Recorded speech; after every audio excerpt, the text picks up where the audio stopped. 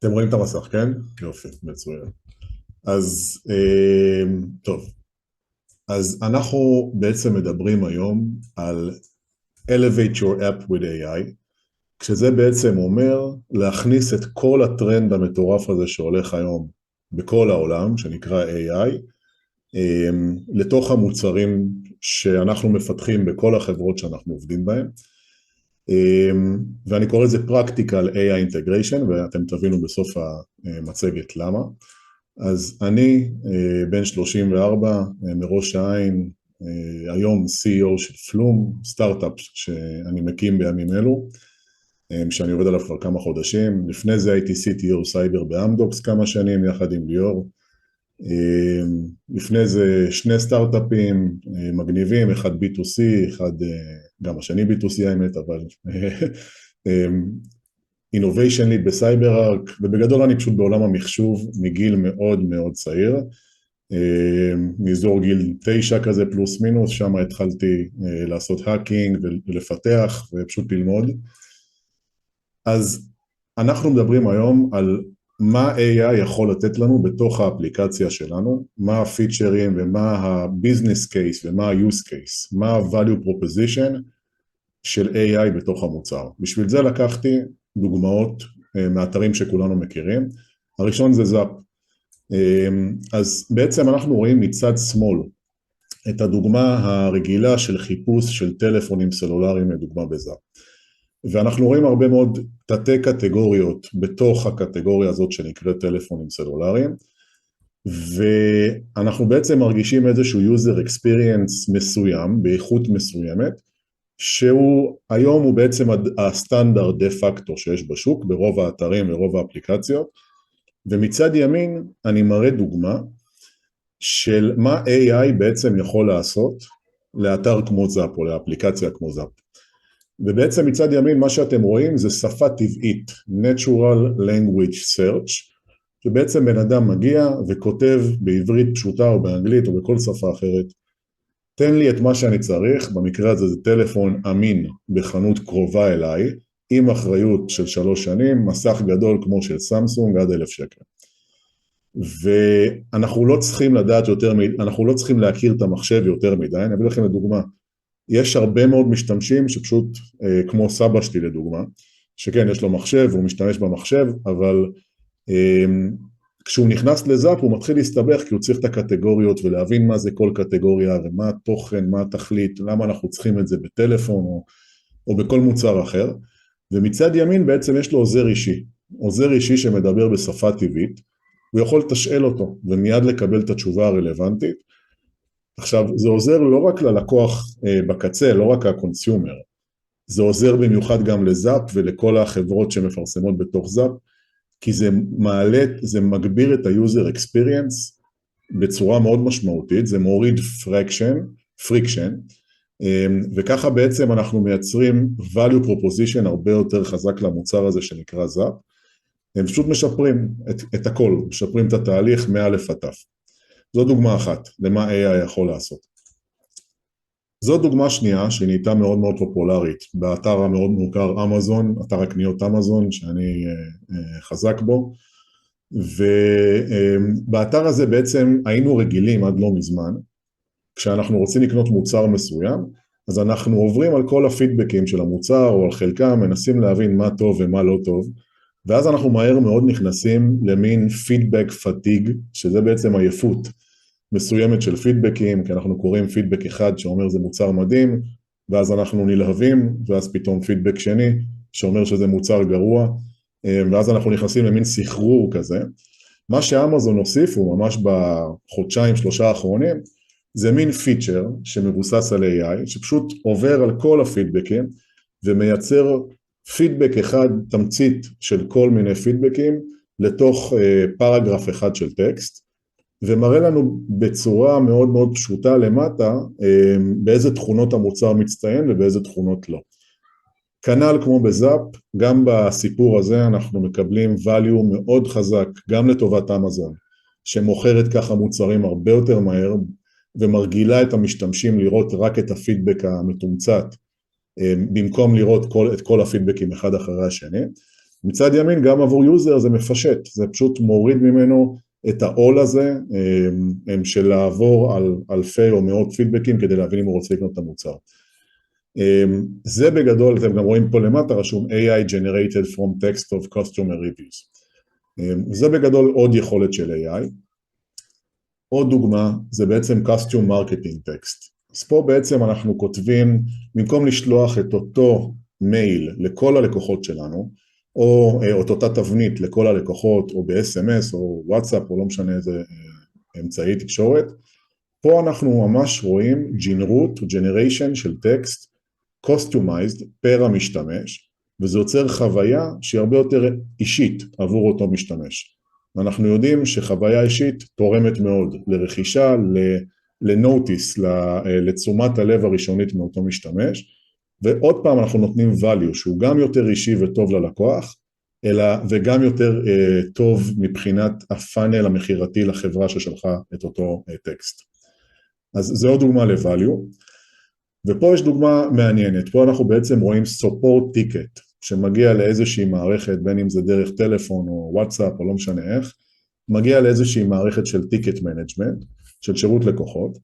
ואנחנו רואים מישהו מאוד מאוד כועס, שרושם לא סיפקתם לי את המוצר, אני מחכה כבר חודש, שירות לקוחות מזעזע. עכשיו,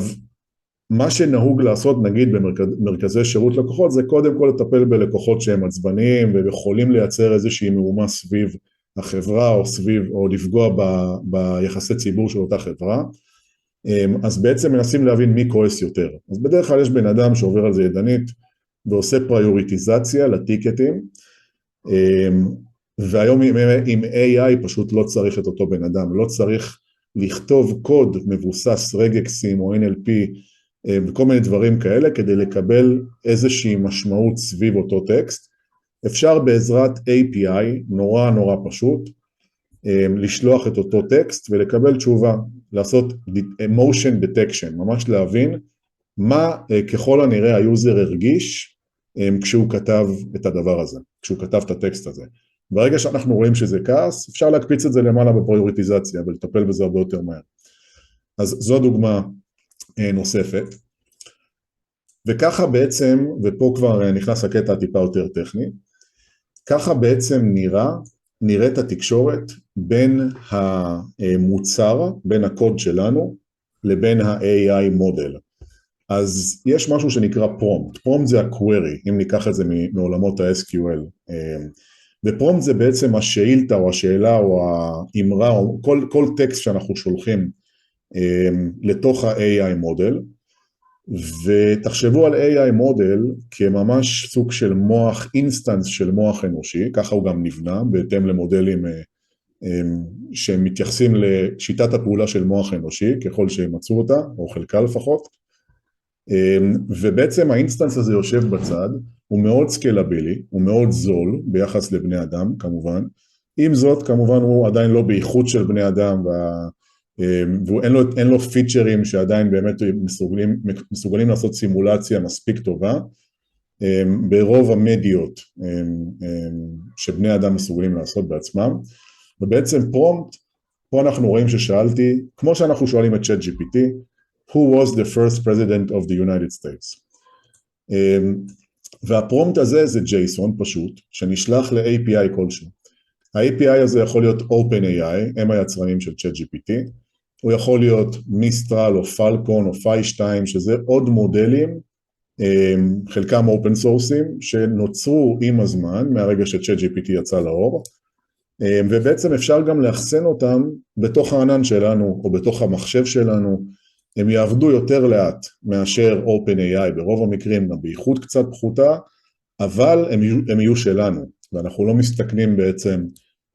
בלתקשר ולשלם את כל הכסף שאנחנו צריכים לשלם ל-OpenAI על השימוש ב-API שלהם. ככה נראה פרומפט מאוד מאוד בסיסי. וככה נראה פרומפט שמתקשר לפיצ'ר הזה של אמזון שאנחנו רואים פה. אז בעצם הפיצ'ר הזה נוצר על ידי שליחה של הרבה מאוד פידבקים בתוך הפרומפט, ואז ביקשנו מאותו AI לעשות summary, לעשות תמצות של כל הפידבקים האלו לטקסט אחד. אז מה שאתם רואים זה דוגמה מאוד מאוד פשטנית יחסית, וככה זה נראה, אנחנו ממש מבקשים מ-ChatGPT או מ-AI כלשהו דרך API או ישירות דרך האתר, summarize this feedbacks into one feedback, emphasizing common issues. ואז אנחנו ממש נותנים רשימה, פידבק 1, בלה בלה, פידבק 2, בלה בלה, זה מה שראינו, אם נחזור רגע לפה, אלו הפידבקים שבעצם שלחנו באותה רשימה, לא יודע אם אתם רואים את האחבר שלי, אבל אלו הפידבקים ששלחנו באותה רשימה, ואז בעצם קיבלנו תשובה מה-AI, ב-API רגיל, ב-JSON, והתשובה נראתה ככה, customers like the ease of cleaning the bottle, בלה בלה. אז אפשר כמובן לעצב את זה, ונגיד לבקש מה-AI להחזיר משפט קצר, או להדגיש איזה משהו במשפט, או להוסיף הומור, וכל הדבר הזה של העיצוב של הפרומפט, זה מין דיסציפלינה חדשה שנולדה, והיא נקראת prompt engineering. ועכשיו אנחנו מגיעים לחלק קצת יותר ריאלי, וזה בעצם מתקשר לקונספט שנקרא קונטקסט בעולמות ה-AI. כשאנחנו מדברים עם AI מודל, אז אנחנו מדברים כמו ChatGPT עם AI מודל שאומן על מידע כללי שהגיע מוויקיפדיה, מפידבקים של אמזון, ממחקרים שיש באינטרנט, מכל מיני אתרים כמו Stack Overflow וכאלה, ובעצם ה-AI אומן על אותם דברים, הוא לא אומן על דברים קונקרטיים ששייכים לנו, לחברה שלנו. כמו לדוגמה תהליכים שיש בתוך החברה, בתוך זאפ, בתוך אמדוקס, בתוך כל החברות האלו, או כמו לדוגמה אפילו מידע יותר פרופרייטרי, יותר קונקרטי, לדוגמה מידע פר יוזר מסוים. עכשיו, יש כמה שלבים וכמה שיטות לאמן מודלים, אני נעבור עליהם בקצרה. השלב הראשון הוא השלב היקר, זה השלב שאנחנו שומעים עליו בחדשות, שיש חווה שלמה של GPUs שעלו הרבה מאוד כסף של NVIDIA, זו הסיבה אגב שהמניה של NVIDIA טס על השמיים, אבל כולם בעצם קונים את ה-GPUs האלה, ומרימים חווה שלמה של אלפים כאלו, שמתקשרים אחד עם השני, וככה, ולוקחים דאטה סט זה פשוט המון המון דאטה, כמו שאמרתי קודם, ויקיפדיה, אמזון וכאלה, ומחקרים וספרים והכל, ואז מנקים את אותו דאטה, יש תהליך ניקוי כזה, ומתחילים לזרוק אותו לתוך ה-AI, ואז בעצם אותו דאטה עובר פאנל של המון המון אלגוריתמים לימודיים או אימוניים, כשכל אלגוריתם, וזה אני אגיד בקצרה, מסתכל על מימד שונה, מימד תפיסתי שונה של אותו טקסט, אגב לא רק טקסט, גם כל מידיה אחרת, ומנסה בעצם לנרמל אותם לתוך קשרים. ככל שיש יותר מימדים, לרוב, ויש יותר קשרים, ויותר הבנה של איך טקסט אמור להיראות, איך מילה מתקשרת למילה, גם בשפות שונות ובאינפוטים שונים, כמו שפת תכנות לדוגמה, אז בדרך כלל המודל ידע יותר דברים, וידע אותם על פני יותר מימדים. עכשיו זה תהליך מאוד יקר, הטריינינג הוא מאוד מאוד יקר. כשאנחנו בתור חברה מחליטים להשתמש ב-AI, אנחנו לרוב לא נאמן מודל משלנו, בטח לא מההתחלה, אנחנו ניקח איזשהו מודל קיים, כמו פאי 2 שהוא אופן סורס, או פלקון, או מיסטרל, זה השמות של המודלים הפופולריים היום, הם כבר אומנו מראש, זאת אומרת מישהו כבר שפך את הכסף הגדול, ואז אנחנו נקבל אותם עד צ'ק פוינט מסוים, ליאור צ'ק פוינט, נקבל אותם עד צ'ק פוינט מסוים, ואז בעצם נוכל להתחיל או לאמן אותם עוד קצת, עם דלטה קטנה מאוד, ואז זה לא יהיה לנו הרבה כסף ולא ייקח הרבה זמן, זה נקרא פיינטיונינג. הבעיה היא שזה כן איטי, זה כן יותר מדויק, וזה לא יהיה up to date, זאת אומרת אם לדוגמה אנחנו רוצים לידע את ה-AI על יוזר ספציפי שעשה פעולה מסוימת היום, לדוגמה הוא הוסיף משהו להגלת קניות באתר, בזאפ או באמזון, לא נוכל לעשות את זה עם פיינטיונינג, כי פיינטיונינג הוא מלמד על שיטות, על מידע רחב, שהוא כן יכול להיות פרופרייטרי של החברה, כמו נגיד איך עושים משהו באמזון, דוקומנטציה של אמזון, כל מיני דברים כאלה, אבל הוא לא, בדרך כלל לא ייכנס לפרטים נקודתיים של entities מסוימים, של משתמשים מסוימים. אז מה עושים כדי לפתור את הבעיה הזאת? אנחנו עושים prompt context, וזה עוד שיטה לאמן, זה post training, זה אחרי הטריינינג, וזו שיטה נורא פשוטה, ואתם ממש רואים דוגמה פה, איך זה נראה. אז אנחנו בעצם, prompt מתחלק לסיסטם וליוזר. סיסטם זה מין גבולות גזרה, שאנחנו מכילים על אותו AI באותה אינטראקציה, ואנחנו אומרים ל-AI איך להתנהג, אנחנו אומרים לו את כל הפרטים הראשוניים והבסיסיים של אותה אינטראקציה, לדוגמה פה רשום תהיה נחמד, אתה עובד עבור זאפ כאתר קניות כעוזר אישי, תברך את הלקוח, ללקוח יש 2 מוצרים בתוך השופינג קארט, ממש כרגע, כמו שאנחנו יכולים לגשת בקוד, ומה יש לו בתוך השופינג קארט, במקרה הזה טלפון סמסונג ואייפון. ואז אנחנו בעצם נותנים עוד אינפוט, שזה היוזר אינפוט, ופה אנחנו ממש אומרים לו מה היוזר ביקש בתוך הטקסט בוקס שאנחנו נותנים לו בתוך האתר או באפליקציה. ופה בעצם היוזר אמר, היי, אני לא בטוח לגבי כמה מהיר הסמסונג שאני רוצה לקנות. ועכשיו ברגע הזה ה-AI כבר מודע לזה שיש לו סמסונג בעגלת קניות, הוא מודע לאיזה דגם, הוא מודע לאיזה מעבד אפילו, כי זרקנו לו את זה ממש כסטרינג בתוך אותו פרומפט, והוא יכול להתחיל לנהל שיחה יותר רלוונטית כמובן בנוגע לשאלה שנשאלה כרגע. זה בגדול מאוד prompt context, שאנחנו זורקים את הקונטקסט או את ה-knowledge, את הידע שאנחנו רוצים שה-AI ידע עליו, אותו, ממש בזמן הפרומפט. וזה מאוד מהיר, זה מאוד קל, מאוד פשוט, מאוד מהיר, כאילו, גם אם תיקחו נגיד מוצר פיתוחי קלאסי, איזשהו אתר או אפליקציה כלשהי, אין שום בעיה לשלוף את המידע הזה ולסרוק אותו בתוך סטרינג, ולהעביר אותו הלאה, זה מאוד up to date עד השנייה הנוכחית שבה הפרומפט נשלח. אם כן, יש פה מגבלות מסוימות, כל הדבר הזה נכנס במשהו שנקרא context window, זה הגודל בעצם של הפרומפט שאנחנו יכולים לשלוח, עד לא מזמן זה היה מאוד מוגבל, זה היה מאוד קטן, אפשר להכניס 4,000 או 3,000 ומשהו מילים, זה נקרא tokens, אבל אני מתרגם את זה למילים, אבל עכשיו כמעט כל AI מודל חדש שיוצא, כבר יוצא עם context window ענק, אז אפשר להכניס המון מידע. השלב הבא זה בעצם prompt context עם RAG, אני לא רוצה להיכנס יותר מדי ל-RAG, אבל בגדול אנחנו לא יכולים לדחוף PDF נגיד שלם לתוך הפרומפט, או איזשהו קובץ אחר, או מידע מאוד ארוך. אז RAG המטרה שלו היא להיות יותר מדויק, היא לבוא ופשוט לשלוף מידע מסוים, שהוא רלוונטי לשאלה, מתוך PDF או מתוך כל קובץ אחר, או API או דאטאבייס, לצמצם אותו ולהכניס אותו בתוך הפרומפט. זה בגדול מאוד השיטות ללמד את ה-AI מה הקונטקסט. עכשיו הבעיה היא שכל זה מאוד תיאורטי, כי ברגע שאנחנו נכנסים לאינטגרציות אמיתיות במוצרים אמיתיים, שהם scalable והם production grade והם enterprise grade, אז אנחנו פתאום נתקלים בבעיות מאוד כבדות ומאוד גדולות שלוקח לנו הרבה זמן לפתור, ככה שזה לא באמת נגיש, בוא נגיד בצורה מיידית, לרוב המתכנתים היום, שעדיין לא יודעים מה זה, לא מכירים את הפרטים האלו על AI, יש כל מיני בעיות, קאשינג לדוגמה, זה סיפור מאוד חשוב, כי כל בקשת AI עולה כסף, היא לוקחת הרבה זמן, בקשת AI היא לא מה שאנחנו רגילים מ-API רגיל, היא יכול לקחת בין חצי שנייה ל10 שניות גם, אז יש המון מחשבה מאחורי המהירות של כל תשובה כזאת, מן הסתם כמה שניות זה לא קביל בעולמות ה-user experience, יש הרבה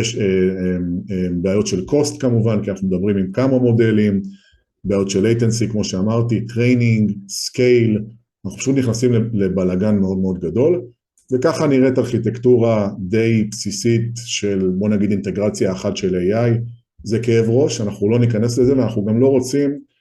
שמתכנתים מהשורה ייכנסו לכל הבלגן הזה, אני גם לא חושב שזה פשוט רלוונטי אליהם, וזאת בדיוק הסיבה שהקמנו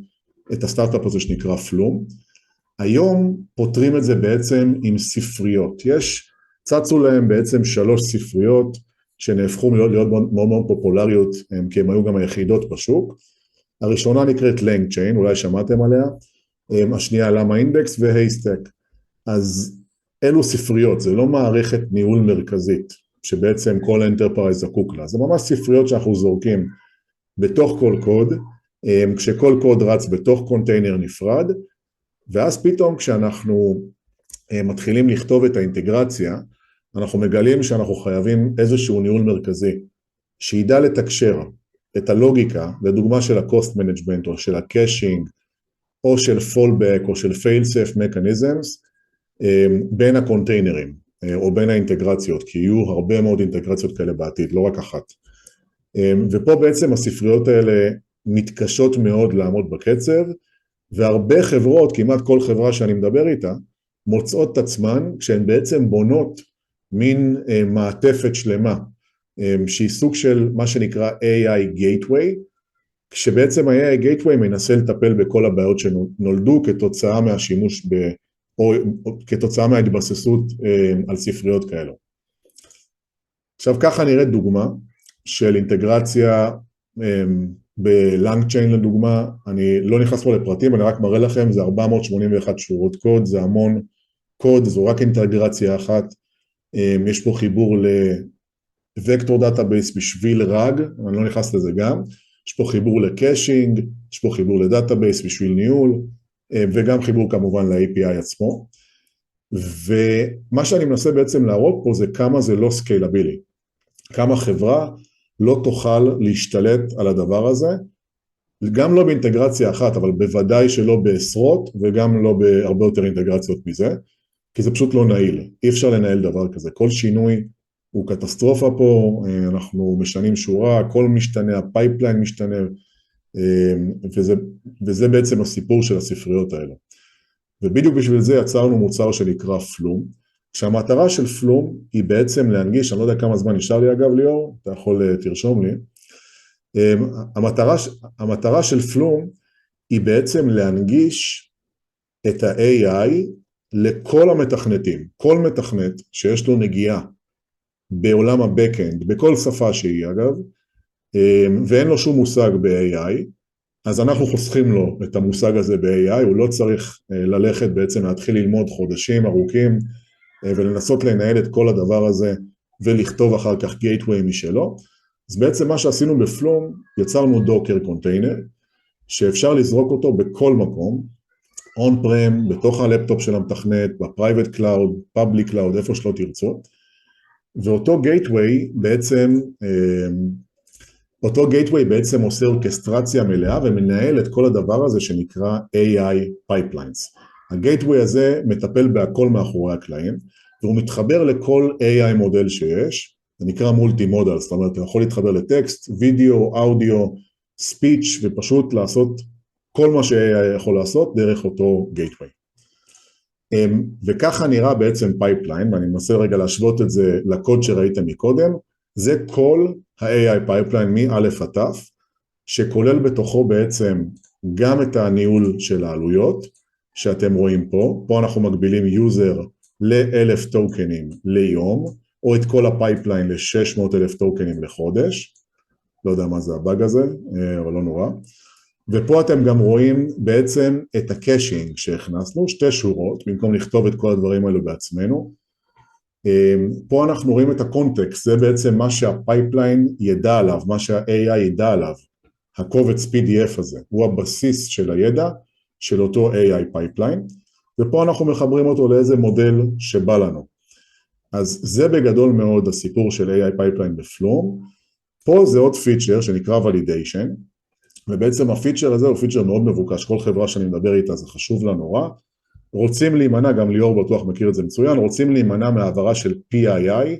או Personal Identifiable Information, לתוך המודל, או כרטיסי אשראי, או טלפונים, או whatever שהוא פרטי, וגם חזרה. מה שאתם רואים פה, זה פייפליין שעובד from A to Z, עם כל מה שאנטרפרייז צריך, וכמו שאתם רואים, לא צריך פה ידע AI מיוחד, לא צריך פה שום ידע AI למען האמת, וזה מה שאנחנו עושים בפלום. אני אדלג על זה כי אין לנו זמן לצערי, אבל ככה עושים בעצם את הדיפלוימנט של פלום. סיימנו לייצר את אותו קובץ פייפליין, אותו YAML, ועכשיו אנחנו בסך הכל כותבים את השורה הזאת. השורה הזאת עושה דיפלוי לאותו קובץ של פייפליין, לתוך הענן של פלום, ומאותו רגע יש לכם פייפליין מוכן ועובד, ואתם יכולים לקרוא לו בצורה מאוד פשוטה מהקוד. זה הקוד היחידי שתצטרכו לכתוב כדי להשתמש ב-AI דרך פלום.